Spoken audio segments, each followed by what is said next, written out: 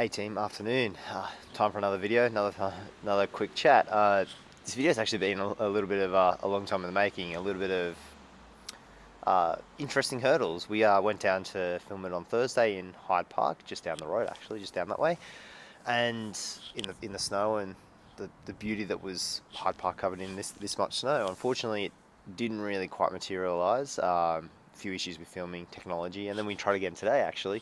Bit of footage in the park where there's just a little bit of snow left, rather beautiful down near the lake, but again, technology had other ideas. So we've resorted to back home to the residence to make this video for you all. So today I wanted to explore the idea of confidence and the three layers of confidence and what that all means. But before I start and we dive into that, I want you to think about what your three greatest assets are. And from there, we'll look to explore how that relates to confidence. But first, I want to give you a metaphor. This essentially sums up confidence in many ways. So what it is, imagine your hand here and a butterfly lands on that. So there'd be one sort of person who, where that butterfly would land, will close their hand and close their hand really tightly. That butterfly would look for all the cracks to get out. And that person would close their hand and hold it closed tight because they'd be so scared of losing that beautiful butterfly. Open the hand, gone. Butterfly disappears. Then there'd be the second type of person, actually. And that type of person, the butterfly would land. And they'd see it there, but they wouldn't get attached to it. They'd remain distant, they'd be looking away. They'd be ignorant of the fact that the butterfly's there. Completely ignore it. Because they fear that if they're getting caught to it and then it disappears, they're going to get hurt. And then there's the third sort of person who the butterfly lands on their hand. They bring their hand up here to shelter it, and the butterfly stays there for a moment before it then goes on its journey. The third sort of person is someone who knows they have value to give, hence the hand coming up and offering that wind block. But equally, they don't get offended, or they don't get knocked by the fact that value is not accepted or not taken. So if that butterfly had chose not to stay, the third sort of person wouldn't have been worried about that. That person is detached from the outcome because they know that even if the value they have to offer is not accepted, things will be okay. So how does that relate to confidence? Well, essentially that equates to roughly three layers of confidence, and confidence is made up of three layers. And one of the things about confidence is perspective is a big thing. Perspective, there's always those that are worse than you, and there are always those that are better. And confidence can be derived from that. So the first layer of confidence is the surface layer. It's the outward projection, perception of who you are, how people are perceived. It's the way you talk, the way you walk, the way you act, what you do, how you carry yourself, the clothes you wear. I mean, this can be taught, and that's very much that idea of faking it till you make it. Leading through that first impression. It's the thing that gives first impressions. Then there's the lifestyle confidence, the lifestyle layer of confidence. And that layer of confidence is the things that are in your life that you derive confidence from. Now, they are the things such as your career, your job, which is the same thing, your house, your car, your relationships, your hobbies, passions, all those things that give you meaning in your life. So, for instance, if you were to look here, someone with a balanced lifestyle would be that top grid, and then there's those who have an unbalanced or an over-mutated section. That's that bottom grid. We'll come to the bottom one in a second, but firstly, having that balanced grid creates a well-rounded, dynamic, and grounded person, and that's someone who can derives a degree of confidence from their life. Ideally too, that grid relates to your 6 core needs and how you fulfill those 6 core needs in your daily life and weekly life and how you go about your life. They're the things that almost amount to status, and there's nothing wrong with them, and it creates a dichotomy where you have needs and wants. Now, you don't need any of this stuff, but it's okay to want that, and wanting to have that is where that confidence is derived, and that can be of great value in various aspects of life. However, often most of us have that second grid, and that grid here, where you have that section that is over mutated. So in gym, we go and work our bicep or tricep too much, it becomes extensively large. And what happens is, if we lose that section of our lifestyle, then that means our confidence can take a deep blow, and it can affect who we are. I mean, for instance, bankers is a classic example. When the market crashes, they throw themselves out a window because such a large part of who they are rests on that career aspect of their lifestyle. That's where they derive their confidence, their sense of identity.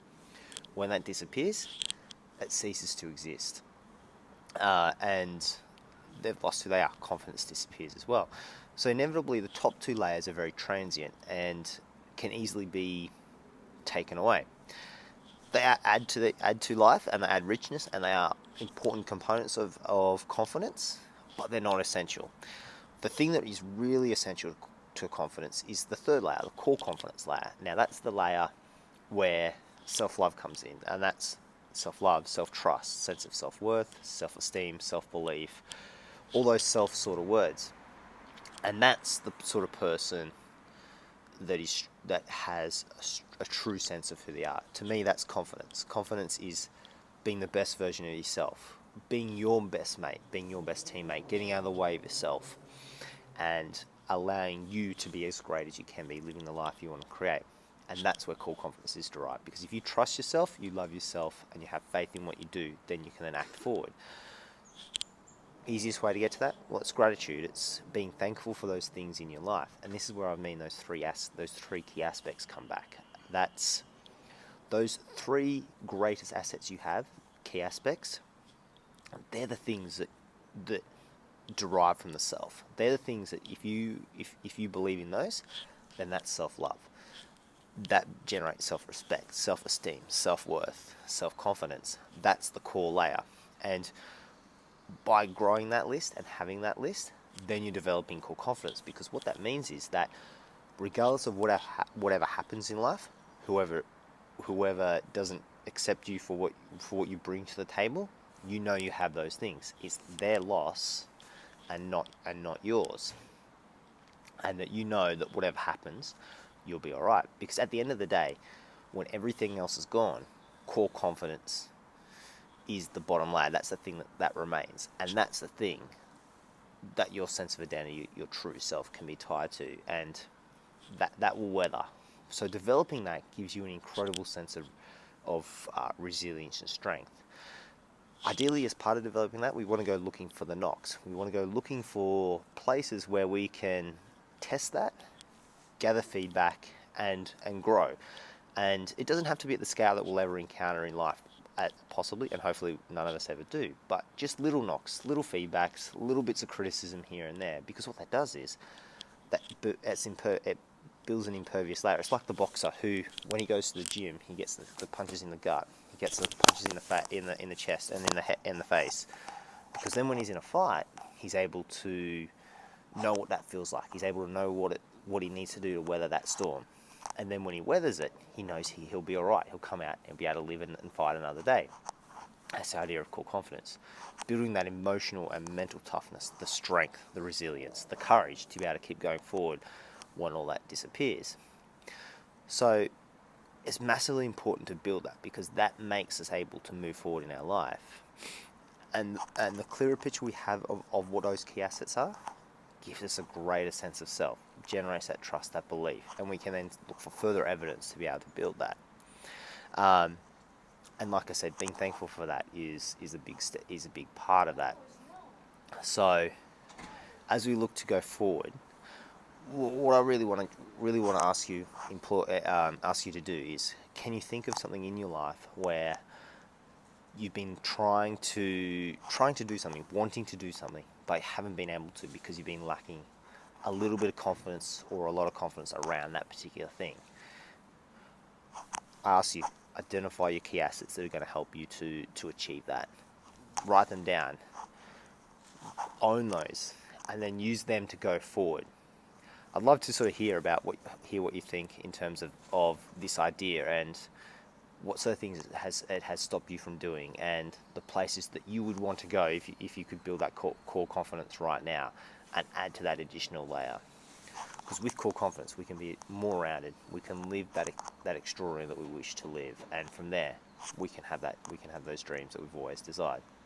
Stay golden, my friends. That's the wrap, and hopefully that's provided some lovely insights into your Saturday or Sunday, your weekend that we are. And as you can see, it's a bit grey here, but at the back of this video, what I'll do is I'll drop in some footage from the Thursday and the early today shoots in Hyde Park, and you can sort of see the beauty there. And in line with the topic that we're working on, or the conversation around confidence, I've decided to include those because they're far from perfect, but it's about loving your mistakes and everything that you are for what it is, because that's part of building that core confidence, having that complete self-love.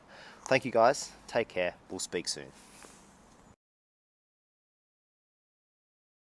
Confidence, because at the end of the day, it's that is the foundation of everything that we go and build. Become the sort of person you become. You have charisma. You have an attraction. You captivate people. You become a leader because you're not fazed by what reality shows, which is unique quality in today's world, and that's the key to having life. Confidence is massively important to you achieving what it is that you want to achieve in life and moving forward. What you do is you become a leader to people. People are drawn to you because of the way you are, and the way you are essentially unflappable.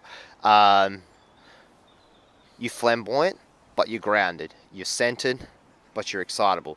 You're enthusiastic and passionate, yet have that sense of belief.